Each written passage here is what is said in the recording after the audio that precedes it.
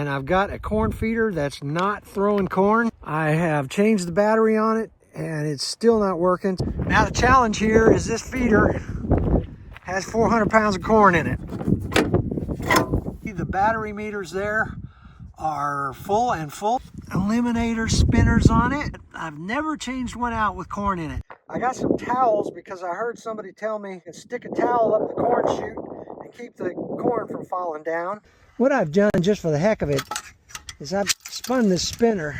There might have been some corn jamming it up, so that might be the only problem. 3, 2, 1, and she's working.